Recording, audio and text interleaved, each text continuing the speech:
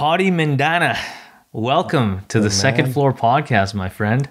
Thank you so much for having me, man. Dude, it was a long time coming, man. A lot of people don't know this, but we've been friends since I was 13 years old, and you were really, really young. Yep.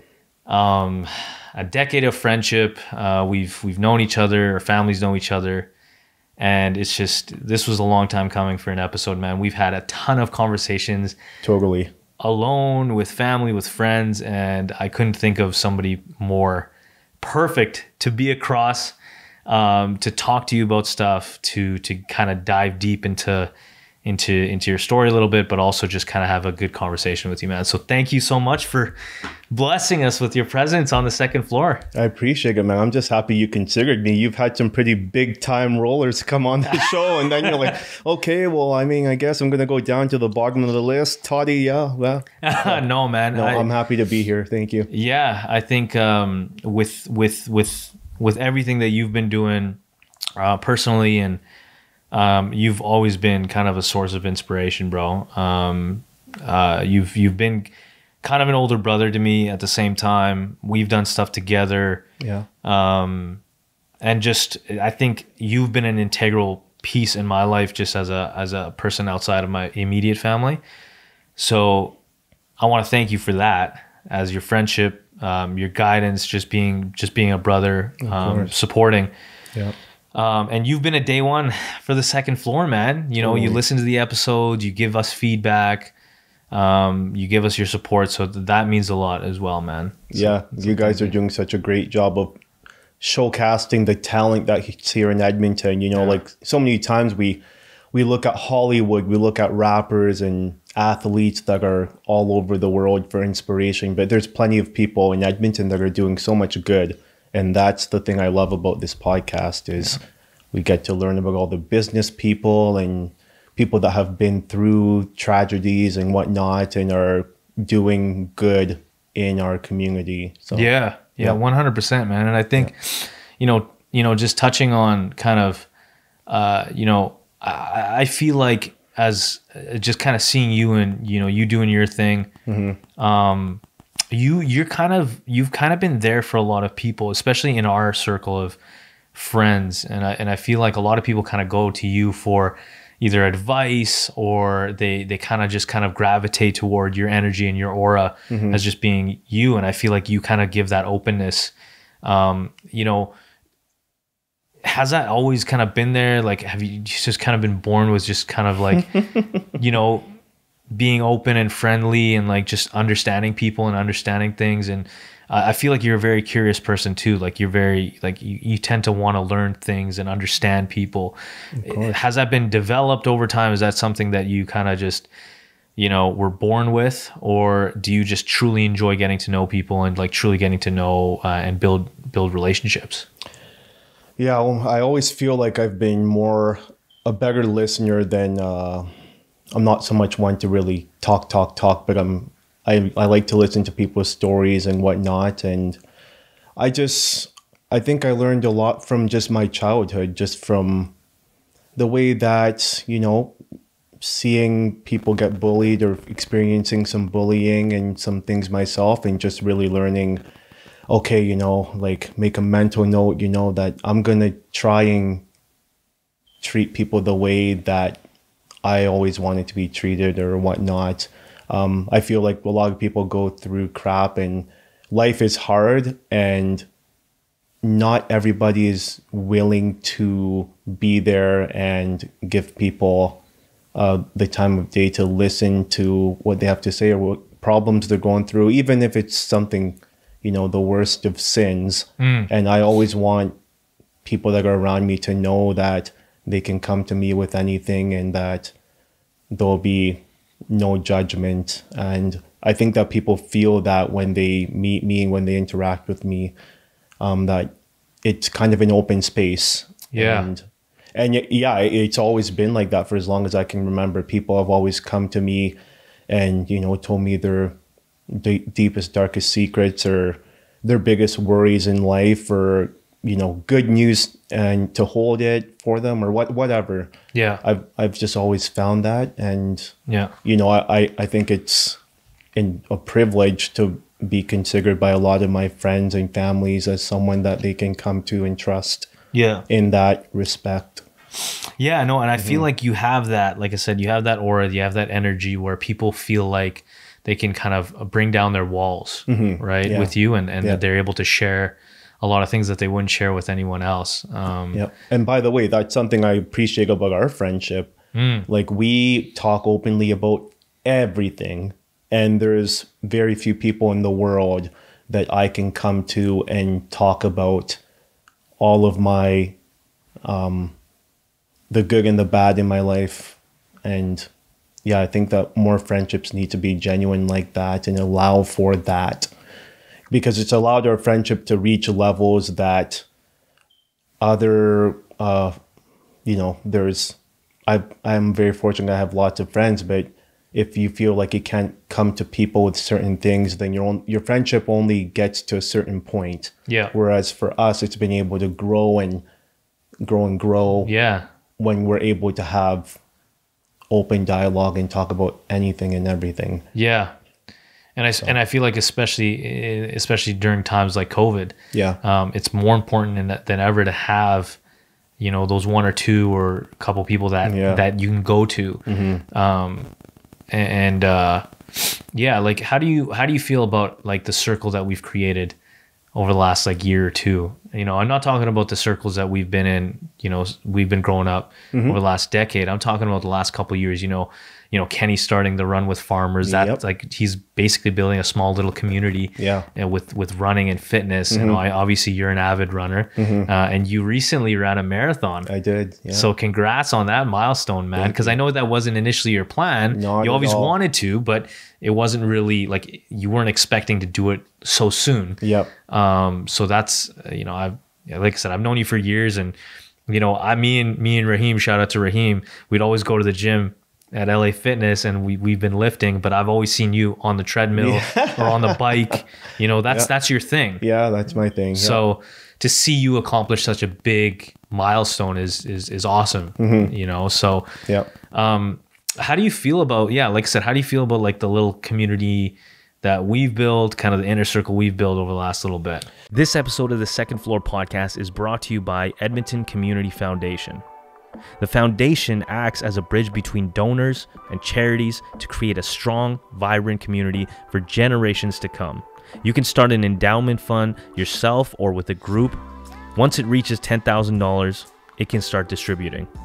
Vital Signs is an annual checkup conducted by the Edmonton Community Foundation in partnership with Edmonton Social Planning Council to measure how the community is doing. This year's focus is on millennials. Learn more at ecfoundation.org. Yeah, COVID, we all know COVID's been a devastating thing on our world. It's been a crappy year.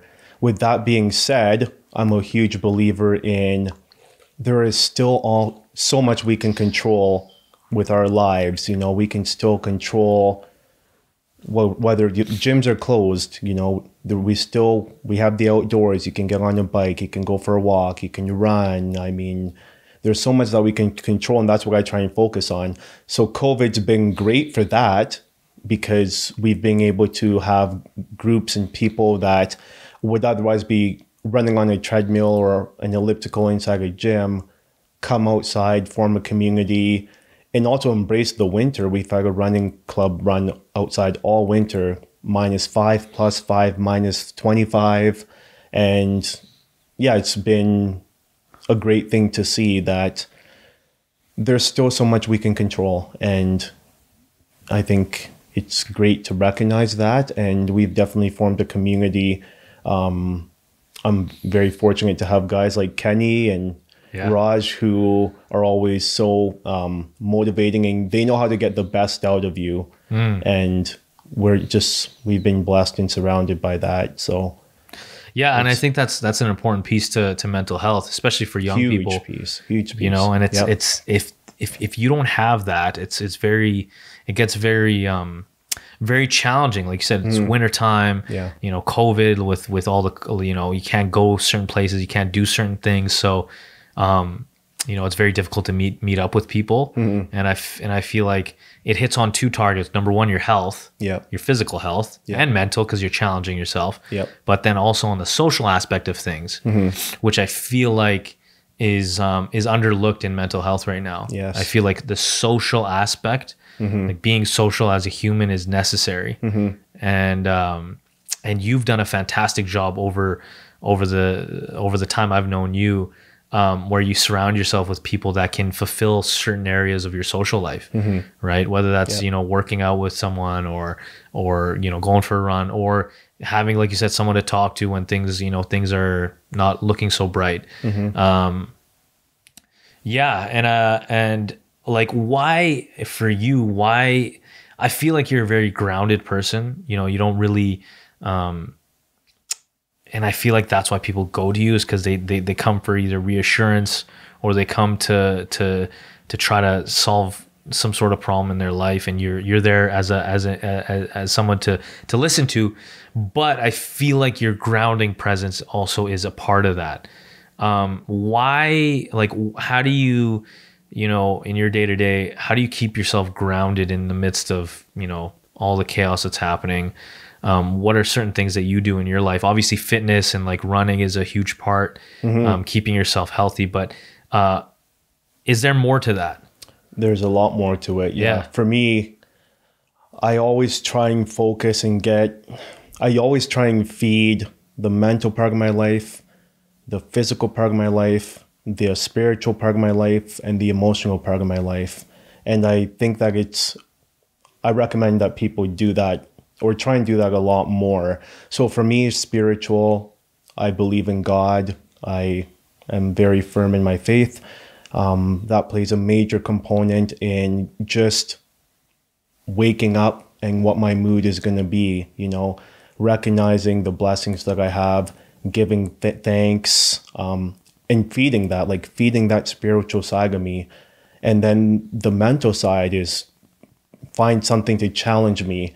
And running is one thing that always challenges me. So, I mean, there's other things too, but running has been the thing for a while now. So how am I going to feed that mental component? Try and, break a PR, go for a longer run than I've ever been on, challenge myself at work, just feed that mental component. Physical kind of ties into that as well. And then emotional. Do you meditate? I have never tried to meditate. The closest thing I've come to meditating is praying. For sure. I'm not against meditating whatsoever. I've had intentions to try, but I haven't gotten to it yet. And I can see how that would benefit people. But for me, waking up and giving thanks and realizing what I have in my life is kind of like that meditation is. Before, scrolling on Instagram for hours on end on my phone, just realizing what I have and being blessed just for anything, having been born in Canada, having a great job, having family that's healthy and, that I love and they love me back. There are so many things that we can look for to find that. So that's what works for me. And the gratitude is a big anchor for you, right? Gratitude is huge. No, that makes sense. And what would you say, as a lot of our audience is 18 to 25-year-olds right now.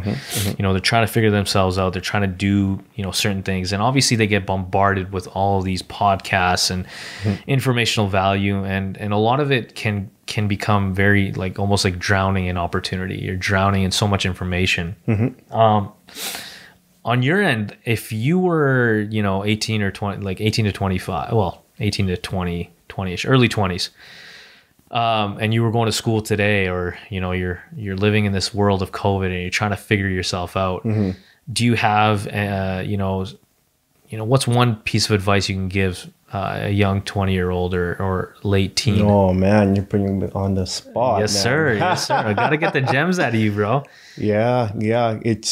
It's tough because specifically right now, we've never been in this situation before. The best advice I could give, it comes down to, again, find what you can control and always be working at something, working towards something. That would be my advice. Yeah. So whether you have goals, if your goals are to buy a home, you know, there's always something you can do to get to that, you know, whether it's work, finding any job, even though it's hard to find a job right now, you know, just always have something going towards the goal. Yeah. Yeah, it's difficult to say because, man, I'm glad that I'm not an 18 to 25-year-old in this situation, because I think it's not an easy place to be with just the dynamics of life, you know. Yeah. So much is different from my time, you know. Yeah. Everything is online. It's just different. It is. What would you say? What the hell would you do, man? Because yeah, I struggle with that. I have no idea, man. You know what, man? I think you hit on something, right? Is like, I think number one, find an anchor. Find an anchor. Find an anchor. You know, something that, you know, for you it might be running or gratitude. Every morning you wake up and you say thanks to something. Higher being, your parents, your health. What do you have? And I think, you know, for me growing up, or at least when I was in my early 20s, I was trying to figure out and search what the hell I was going to do in this world. And I put a lot of emphasis on trying to make some sort of career for myself, because that's what I wanted to do. Yeah. And there's a lot of pressure from family and all that other shit that comes along with it too. Exactly. And it's, and there has to be some sort of stubbornness in what you want to do. I remember being early, you know, 18, 19, and I remember floating around in different ideas. Now, obviously, at that time, you know, Facebook was just a thing. You know, Instagram wasn't even in play. Or Instagram was, but it was very early on. Yeah. It wasn't like it is today. We were just coming off of that MSN Messenger. Exactly. That's exactly it. We were just coming off that. So it wasn't as we weren't as heavy on social. Yeah, exactly. Yeah. And so today it's more so like there's things that are accessible. You know, online is such a huge powerful tool. And I was talking to Eric earlier today, and he was saying, you know, put some emphasis on research. You know, find the resources because it's out there. You know, don't read one blog, read 10. Yeah. If there is one thing to say about the time we're living in now is there's information everywhere. And you can learn an entire new craft by just being on YouTube and dedicating time there. Yeah. And so huge benefit. Yeah. And people in the 18 to 25 group or whatever age, they have that resource. It's not, don't take it lightly. And one thing that Eric said was, you know, find patterns, right? So for example, if you're learning something and, you know, 10 people are doing it, you know, it's probably right. Those 10 people probably aren't wrong, right? They might they might have variations in terms of how they do things, but the certain pillars and certain staples kind of remain. So take it, see it, you know, understand it. That's kind of off topic, but basically, my thing was being stubborn with the media stuff. Because that's really what I wanted to do. I wanted to get into media, although I was studying biology, right? So my path still, my brain was separated into my emotional side of media, wanting to learn media. And at the same time, I was studying biology to take the safe route and to follow the path that was technically chosen for me, from my parents. Tried and true. You're going to make X amount of money a year. You're going to be okay. You know, you won't, Yeah. So I think finding an anchor at this point, an interest that you know that you're always going to stick to. Like I knew whether I was going to do media full time or not, I knew it was going to be part of my life. Yeah. I knew I wanted to create. I knew I wanted to create content one way or another. Yeah. So that, and then on top of that, just continuing to look for the opportunities, continuing to look for and learn and gain knowledge, because like you said, there are so many resources right now. There's so many people that are doing extraordinary things, but there's also garbage. You know, as much as there are gems out there online, there's also that 10 times as amount of we know garbage. that, yeah. So you have to be able to siphon that. Yeah, you do. Yeah. And figure out what is, you know, right and true to you, or right or wrong to you. Yeah. And then just go after it. Yeah, I agree 100%, man. Yeah. So now that I've had a bit of time to think about this, I would say that let's take COVID out of the equation. I was very fortunate, you know, as an 18-year-old, you know, everyone's the big question, what are you going to do after school? What are you going to do? What are you going to do for your post-secondary? And I really didn't have an idea. I knew that I liked to work with my hands, and then I was given the opportunity to be an electrician. So I jumped into that, and then I'm still there to this day. So very fortunate. I still love what I do. But for everyone, it doesn't come that easy. So if you don't have something, you don't know what you want to do, and you don't necessarily have something to work towards, you know, one thing I would recommend is travel. You know, if I could go back, if I didn't know where I was going to go for career-wise, I would have probably done some traveling. I think it's something I'm going to recommend to my kids for sure, to go and see the world, experience different cultures, try and understand people better, and then, you know, get that out of your life while you're young, because it's fun, man, to, you know, go on a wild trip to Indonesia or Thailand or whatever when you're 18, 19, 20. You can experience culture, you can party with, and, you know, just see how other people go about their life in other parts of the world, because, you know, everyone does it different. It's not always, you know, our way isn't the right way or the only way. And I think it's a good thing for people to experience that and see that and get that out of the way before you're all married up and have kids and all that stuff. I agree. I think, you know, you can get caught up in the bubble of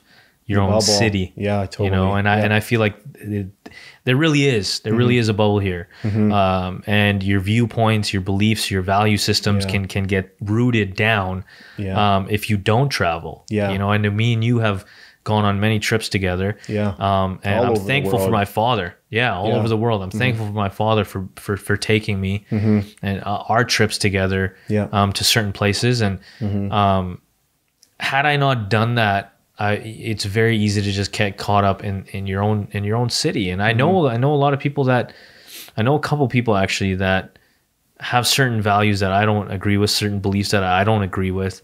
And I've actually, you know, called them out on it. And we've had a conversation online. And I've asked them that question. I'll be like, have you traveled? And they say, no, I haven't gone out of Alberta. And I'm like, honestly, man, get out. Like, I highly recommend you get out of this bubble, because your viewpoint is very, very skewed to the certain, you know, geographical location that you're in. You don't have no idea what's going on in the world other than what you see on TV or the media or whatever the case may be. Which is the worst way to learn about anybody or any culture, religion, whatever, is by turning on a TV and listening to the bullshit that they tell you over there. Exactly. So, that's exactly it. What's one thing, Taty, that you, like, I see, you know, you balance yourself out very, very well, or at least that's what I see, what you've done. As a young person, you know, how do you organize your day, or how do you balance your life of, like, okay, you got your career, you got your fitness goals, you got relationship goals, you got, you know, family goals, etc. You have travel goals, you got all these stuff that you want to hit off your bucket list. What's something that's worked for you in terms of just being overall well balanced? You know, I feel like for you, for example, you have time to, you know, get your fitness in, you have your work, obviously, you got your relationship, you got things that, you know, your friend circle that you kind of fulfill, you know, pockets of. You know, I feel like you're able to really organize your time very, very well. So from that standpoint, how do you do it personally? This episode of the Second Floor Podcast is brought to you by Natural Light Edmonton. Over the last year, staying home has become a new way of life. We've all been doing our part to help keep others safe. Still, it's hard not to miss those special moments of adventure that turn your average day into an extraordinary one. But what if I told you that these moments could still happen all while staying safe in your own backyard. Natural Light Edmonton provides custom designed luxury sunrooms, balcony enclosures, decks, patio covers, and gemstone lights. With their help, you can turn your outdoor space into a place for play, for excitement, and for adventure. A place where you can truly live in the moment and plan for more moments to come. Learn more about Natural Light Edmonton and discover outdoor comfort at my-naturallight.com. That's my-naturallight.com. Oh, it's a good question. I would say that for me, I'm very fortunate. I don't necessarily have the typical traditional 9-to-5 gig, right? So I've found the beauty of working a shift, on a shift schedule where I've got a 50-50 blend almost of work and time off. The work-life balance is like pristine. So, I mean, that helps immensely for me to get the time in to be able to, see friends and get my workouts in and all that type of stuff. Yeah. So that definitely, it's something that, I worked hard and, went away in the bush and, put in my time and to get to where I am now. But that's a huge part of being, it makes it easier. I wouldn't say, that, people can't do that if they don't have that schedule. But for me, it makes it a lot easier to have that sort of balance. But for me, I just try and have discipline. It comes down to setting goals and just being intentional with them. Yeah. Like find out who you care about and, invest the time in them. Yeah. Is your health important to you? How important is it to you? Okay, well, what are you going to do about that? Are you going to sacrifice 47 minutes on a Tuesday night to go and work on your health, or is that 47 minutes going to go towards watching Yellowstone? Yeah. Or, like just really discipline. Yeah. Is what it comes down to. Yeah, it sounds like discipline and being intentional with never mind the schedule you have, because there's plenty of people that are single parents and they've got all the excuses in the world to, my kids, but they still find the time to cover the mental, physical, spiritual, emotional components of their life. Yeah. So no, I love that. Yeah. And I feel like now a lot of our guests and the people that we brought on, they've been very, very heavily focused on the business side of things and health side of things. Yeah. But I feel like you're a true definition of keeping the good vibes in your life. That's our slogan. That's one of the things that we also preach. Yep. But time. I think especially with you definitely know how to keep the good vibes in life, right? And in health. So that being said, what are your thoughts on, your goals? Like, I want to know a little bit more, like, especially I want to touch on the marathon. Yeah. How did that come about? How did you end up what was your workout routine coming into this goal? And how did it even come about? Well, the marathon came about very quickly. Thanks, Kenny. Yeah. Coach Kenny. But I love him and thank him. I've got a few guys in my life that that have really helped me to really push that threshold when it comes to like the fitness part of my life.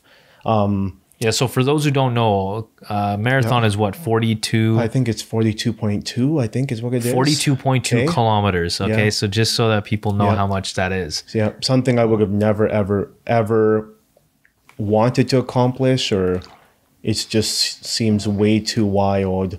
But basically, I run probably 3 to 4 times a week. I've been running outside all winter long. And then the idea came from Kenny.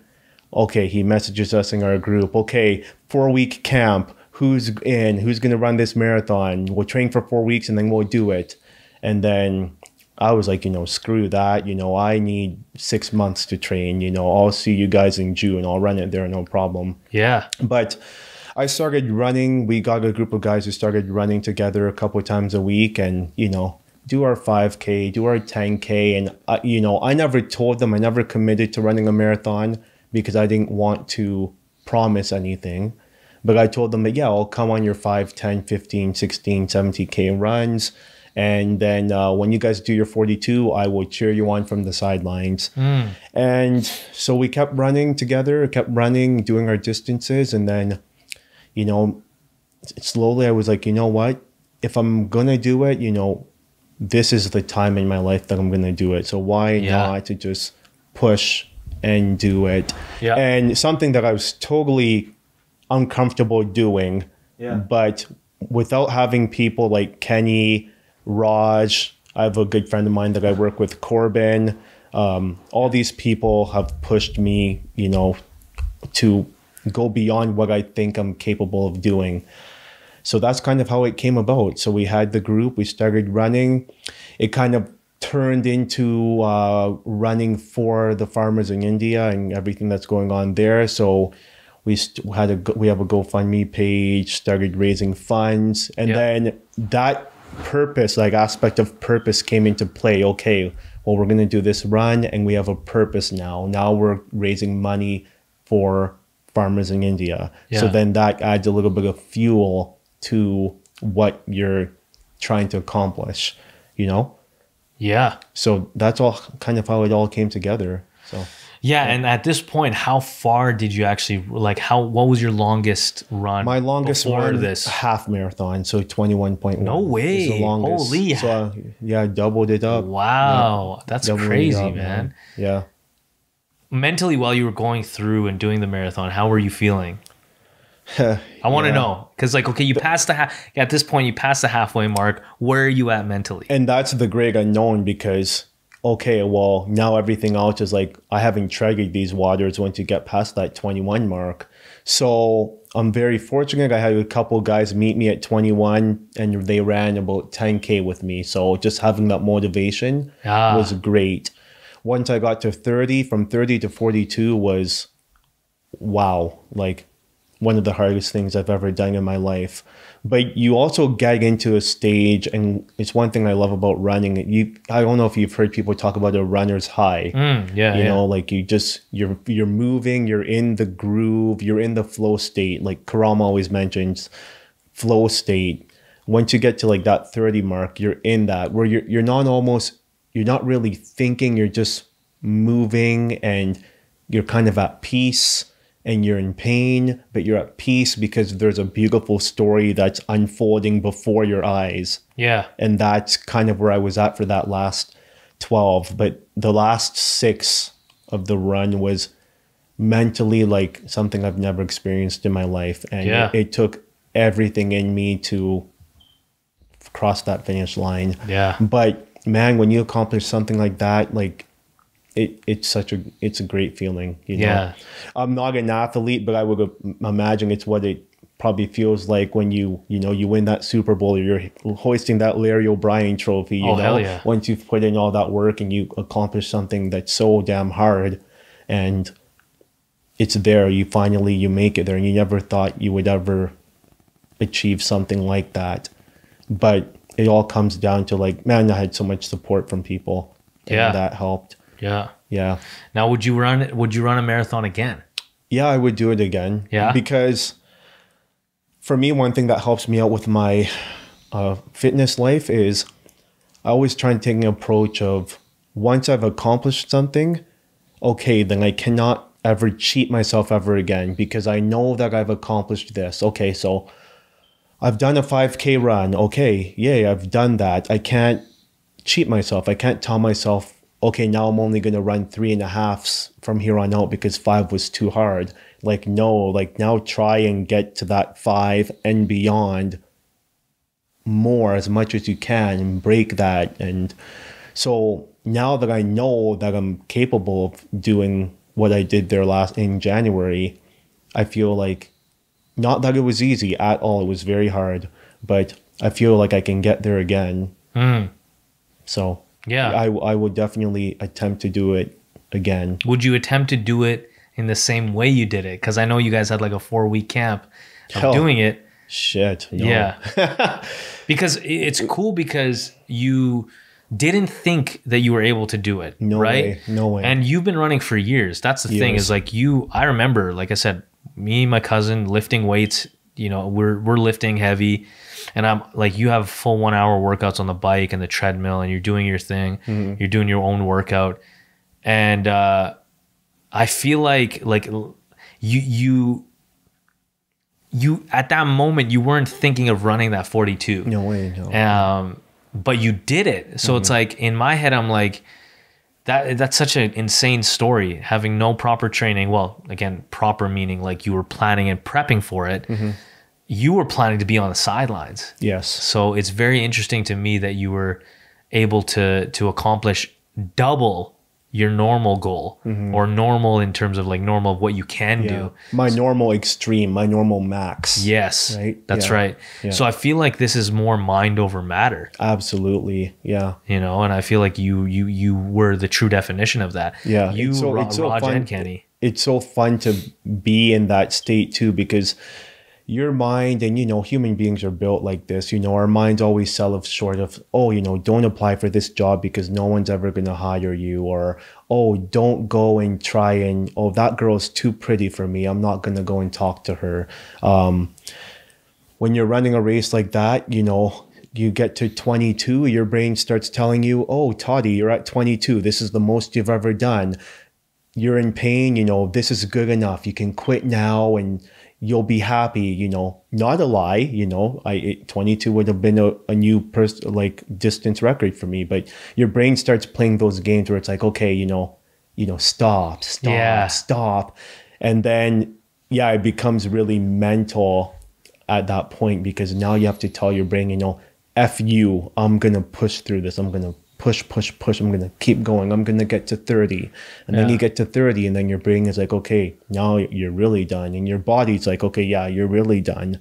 And then it's just a massive mental game at that point. What would you say one thing has been, you know, an important part of your life, Taty? Like one pillar that has always been there, that you have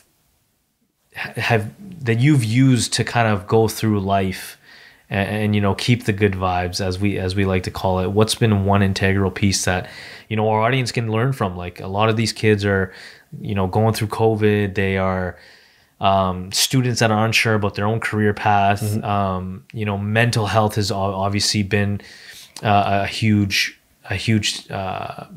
I guess people are calling it an epidemic. You know, I think that's fair to say. Yeah. So, what has been one part of your life, brother, that has been integral to keep your mental health healthy, but B, just kind of making sure that you're kind of, you know, going the path that you want to go?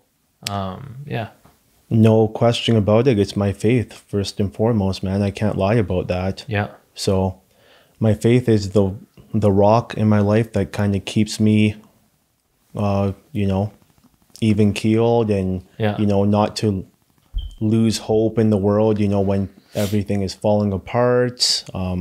It's my source of mental health in a lot of ways, and everything, just to have faith. And I really encourage people to try and find that. And you know, it's not a journey that's always good, you know, like it's been up and down. I'm definitely not a perfect person, but it is the one thing, you know, it's been a love-hate relationship at times. And I'm sure that you can attest to that too. But that is without a doubt the one thing that has kept me level grounded, and has brought me through highs of life, lows of life, given me great perspective on the world, has humbled me, has given me gratitude. Everything flows from there. Everything flows from there. What do you do specifically that keeps that allows you to keep your faith at the top of the priority list? Do you pray every day? Do you have a certain ritual that you do? Are there certain things that you do that allow you to continue to move forward? Yeah, you always, you know, you gotta feed it, otherwise, you know, it kind of dies. So You know, I wouldn't say I'm someone that prays every day, that's for sure. But reading scripture, trying to find truth, you know, not just relying on some verse that you've seen splattered on Instagram and, you know, having your faith be so, you know, just scratch the surface. You know, you got to dig deeper in order to, you know, strengthen it and let it grow. So, you know, I try and read scripture, try and listen to different perspectives. And do you question your faith a lot? Not anymore. No. Oh, okay. No, okay. But I used to. That's a very good question, man. That's a very good question. Yeah. Oh, yeah, for sure. I've questioned it. Yeah. And, you know, still like today, yeah, I'll question, you know, why certain things happen to certain people. Like, absolutely. Like, I'm a human being. That's going to happen, no doubt. Yeah. But I don't question it so much in the, like, in the sense of whether there is a God or not. Like, to me, I firmly believe that there is, you know, so questioning is just, you know, the ways of the world and why certain things happen to good people. Yeah. Why was there some 400 years of slavery, you know, the questions like that, you know? Yeah. Like, for sure. That I think many people ask. Yeah. And yeah, I'm definitely no different in that sense. Yeah, know? For sure, man. Yeah. I like that you brought, you know, kind of the faith as something that is number one, because I think as human beings, I think we need something of a higher source that is above us and beyond us. Is when you don't have that, you're an animal. Yeah. I feel like, right? In a sense, yeah. Yeah, because So are you meaning to say that we all fall short of being perfect, or what do you mean by that exactly? I mean that like obviously we're just a bunch of dogs. Obviously we are technically speaking, but we're just above that. That's why we run the animal kingdom. Okay. You know, I feel like we are, you know, having consciousness and being able to question things, being able to calculate things and understand things is something that no other animal has, or not at our level. And so faith is one of those things, you know, having structure, being civil, if you will, right? Yeah. The things that we have implemented on ourselves as human beings, and being able to, you know, create societies and laws, and having politics and having religions that have certain rituals and limitations, and you know, a lot of, you know, religions and faiths, they all have, you know, certain things that you aren't allowed to do, that are taboo, that are forbidden. Why is that? You know, it keeps us, quote unquote, civil, right? Yeah. Otherwise, everybody'd be clapping cheeks with everyone in the streets. Exactly. And it'd be, it would be crazy, right? Yeah. Not having, for example, laws, right? Same thing. So I think that as integral as those pieces are, I think it's also integral to know that you're looking at a higher source that is above you and beyond your capability in terms of knowing. You know what I mean? Yeah. So I think that, and wouldn't we love to have all the answers to everything? But unfortunately we don't. No. And you know, but that's probably for the better. But in certain scenarios, like in certain times of, like, you know, I've felt like when I've been in certain scenarios, and a lot of people can attest to this, is when you're going through some sort of shit, and you're going through something that is very, very difficult in your life.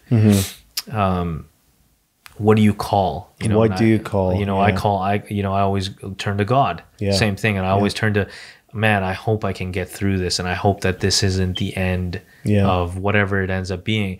And some way, shape, or form, whether that's through coincidence, destiny, higher power, faith, religion, whatever it is, I somehow managed to get through it in a way that I wouldn't have known, because there was a big question mark there. Yeah. And I feel like, looking back at certain scenarios and certain things that have happened, I feel like that there was no way I could have predicted, or there was no way I could have done that had there not been a higher source. Yeah, agreed. Yeah. So, Yeah. And I think that, you know, to go through life without even trying to find that, it might be a mistake, because there's a lot to gain from having faith. And yeah, you know, we sure spend a lot of time mocking people that have that, you know. Yeah. But, you know, when things do get real, I feel like people tend to go towards that, you know, like say coronavirus last year when the whole world was falling apart. And, you know, I think the top 2 Googled things in the world was, you know, 1, coronavirus, and then 2, like God and Jesus, because, you know, even though people, you know, a lot of people obviously don't believe and, you know, spend their whole lives mocking people that do have faith, you know, when the going gets tough, people, oh my gosh, you know, is that shit real, or what's going on? Or, you know, like if you unfortunately lose someone that you love, you know, automatically people always tend to draw towards, oh, you know, my loved one is up with the angels or in a better place and looking down on me. And, you know, these are all kind of like religious ideals, right? Yeah. So I think that it's worth exploring. Yeah. Yeah. I agree.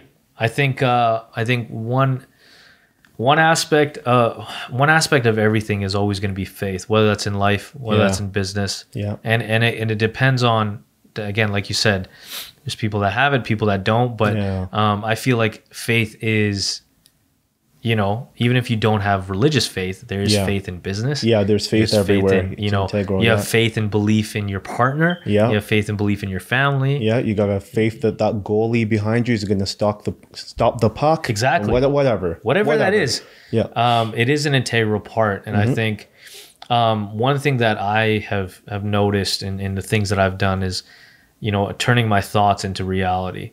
So the things that I've thought about, whether that's not real today is going to be real tomorrow. And one of those things is, especially for the second floor and the kids that we talk to, the young adults, is that there's certain things that you want to do in life. There's certain things that you want to manifest in life, but they're not there yet. Yeah. They're not in the physical world, so to say, but they're in your head, and there's things that you want to do.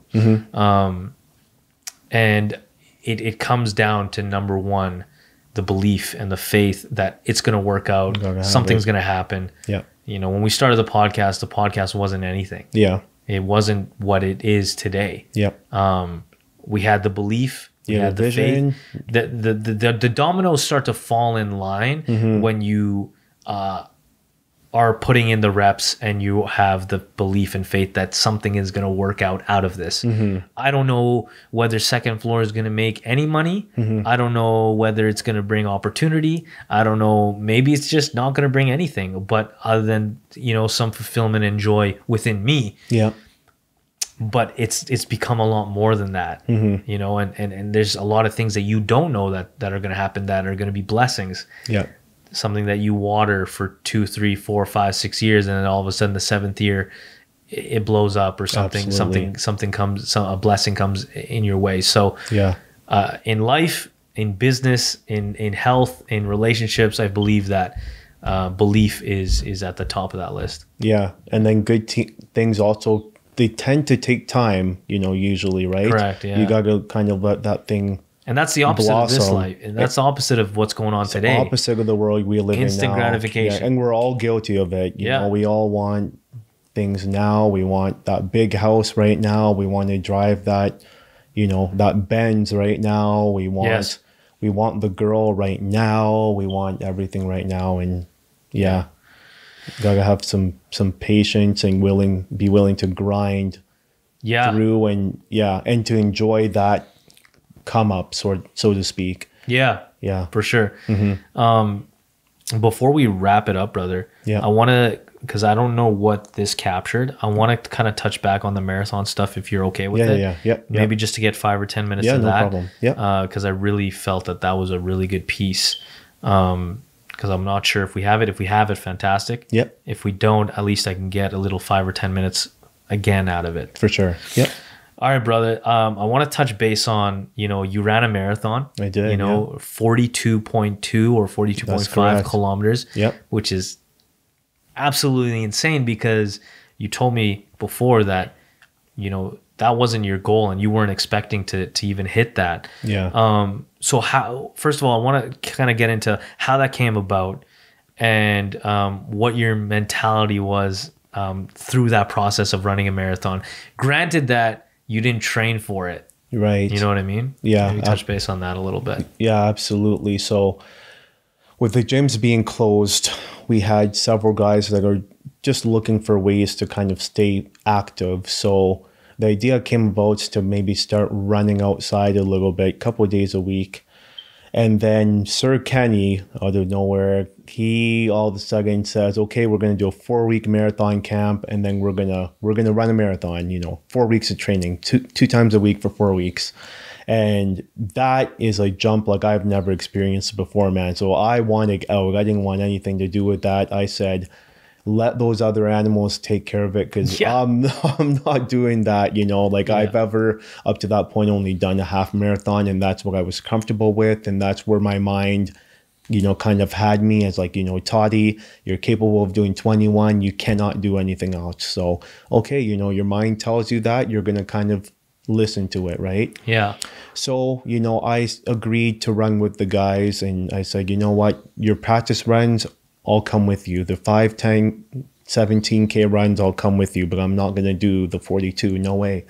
I didn't tell anybody that, but that was always my plan. So we started doing the runs, 5, 10, 17, getting to meet the guys, getting to feel really good about it. And I just seen a whole bunch of people that were really just, they were all pushing themselves. And, my mindset started to change. And it was like, you know what? A marathon is something that is so far out of reach for me that it would be a major accomplishment. And when am I ever going to do this? This is a great opportunity to do so with, close friends that are going to all go to battle together, and they're all going to struggle. You know what? So I'll proceed. I'll find a way to break through. So doing a marathon, I would say, more people can do it than there's a lot more people than they think out there. They can do that. It's physical is definitely a component, but it definitely comes down to the mental game is, front and center. Once you start getting to those 25, 30, 35, 38, 40K marks, it's all really in the head, because we're so programmed. Our brains always tell us, they limit us, oh, don't go and talk to that girl. She's way too pretty, don't apply for this job because your credentials aren't good enough and no one's going to look at this resume. They're going to chuck it and forget about it, oh, running, a marathon, that's for people that have 6-packs and, they pay $1 million a year for a trainer and a dietitian and all that stuff, right? So, your mind tries to talk you out of things like that. So yeah, for me, I had a great support group of people to motivate me, to help me and get to that point. And then I just saw it as a great mental challenge, and that if I was able to push through, I would feel very good about it myself. Yeah, and at this point, you had run only, what was it? 21.1. So half marathon. Half the distance. So half you doubled your expectation and goal, which is insane, because you're not like an Olympic athlete.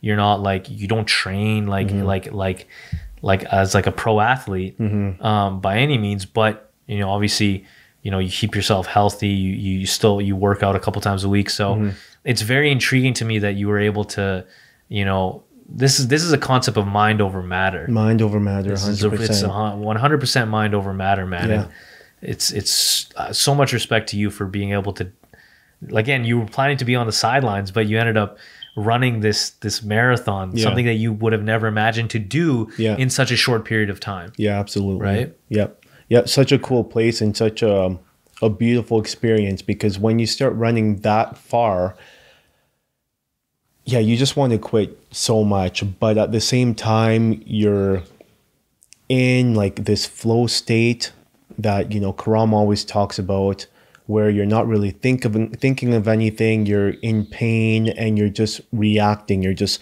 one foot in front of the other, one foot in front of the other, one foot in front of the other. And, it's painful, but you realize that you're in a beautiful struggle and that there's a beautiful story that's kind of being written in the moment. And that once you finally get to 42, it's all going to be worth it. Yeah. And it's such a cool place to bring your mind to. And it's only extreme activities that allow your mind to get to a place like that. Yeah, for sure. Yeah. That's amazing, man. Mm-hmm. Much respect. Yeah. I'm going to end the podcast off in a couple questions. Sure. So I want to ask you, what do you want to leave our audience today? This is anything you want to say. Could be advice, could be just whatever you want. So we'll start off with that. Well, I'll go back to those 4 things I was talking about before. For the audience, I would say that, invest some time really in your spiritual, physical, emotional, mental portion of your life, and realize how much you can control. Have hope, have faith. And yeah, try and find the positives in everyday life, because there's always something. Even though things aren't right in this world, there's always something to look forward to. There's always something that you can kind of find that's going to motivate you, create some kind of momentum for yourself. Yeah. Those are kind of that's what I would leave the people with. And awesome, brother. Yeah. I appreciate that. Yeah. Last question I want to ask: what does it mean to be on the second floor? We always ask these. We haven't asked this for every episode, but we like to end off the episode with that question. So you obviously know our approach, our mission, our vision, our purpose about this platform. Yeah. So what does it mean to get to the next level, to elevate in your life, business, health?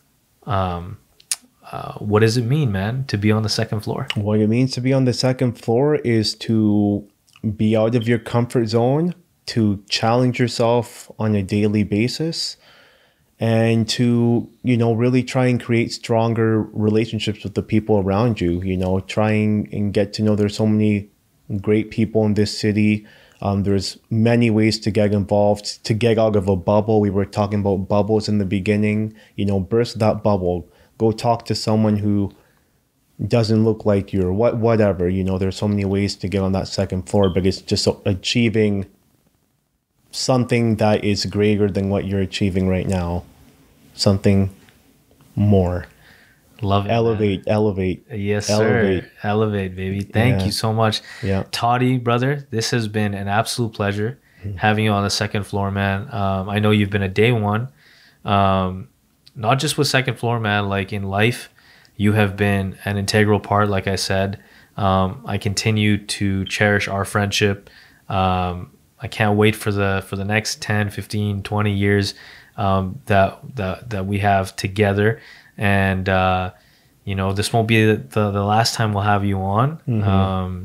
But I appreciate you sharing your ideas. I appreciate you sharing your advice for our audience. A lot of, like I said, a lot of kids are struggling right now, mentally, physically. So it's just refreshing to have, a guy like you, to share those ideas. And I hope that you continue to strive and continue to kill it on your marathon goals, man. Thank you. You want to hit that ultra marathon. And you're coming with me on the ultra. Don't forget it. Don't forget it, man. I'll be on the sideline. Yo, let's go. You'll be moving them legs, man. You'll be Again, brother, thank you so much for being on. Thank you. And that's a wrap, my friend. It's a wrap.